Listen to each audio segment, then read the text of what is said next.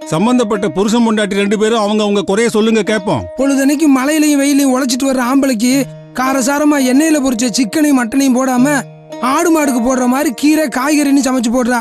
அப்புறம் சர்க்கரையே போடாத காப்பி வேற. இதனால எங்களுக்குள்ள அடிக்கடி பிரச்சனை வருதியா. என்னால இவ கூட இனிமே கடைசி வரை குடும்பம் நடத்தவே முடியாது. நீ என்னமா சொல்ற? இவரோட கடைசி வரை நல்லபடியா இருக்கணும் தாயா இப்படி சமைக்கிறேன். இவருக்கு சக்கரை நோய் இருக்கு, அதை கட்டுப்படுத்த தான் இப்படி சமைச்சு போடுறேன்.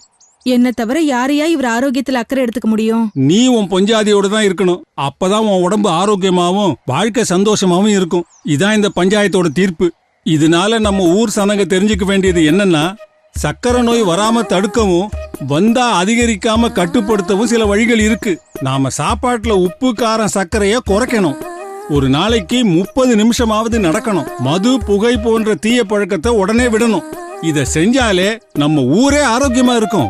நாட்டாம தீர்ப்பு மட்டும் இல்ல, தீராத வியாதிக்கு தீர்வையும் சொல்லிட்டார் ஐயா. 30 வயதும் அதற்கும் மேற்பட்டவர்கள் அரசு மருத்துவமனை அல்லது ஆரம்ப சுகாதார நிலையங்களில் சர்க்கரை நோய் பரிசோதனை செய்து கொள்ள வேண்டும். அதிகமாக காய்கறிகள் மற்றும் பழங்கள் உட்கொள்ள வேண்டும். அதிக கொழுப்பு மற்றும் சர்க்கரை உள்ள உணவுகளை தவிர்க்க வேண்டும். நாள்தோறும் அரை மணி நேரமாவது நடக்க வேண்டும். புகை மற்றும் மது பழக்கத்தை விட்டுவிட வேண்டும். ஆரம்ப நிலையிலேயே சர்க்கரை நோய் கண்டறியப்பட்டு தகுந்த சிகிச்சை எடுத்துக்கொண்டால் கண், சிறுநீரகம், இதயம், நரம்பு, பாதம் போன்ற உறுப்புகள் பாதிப்படைவதை தவிர்க்கலாம்.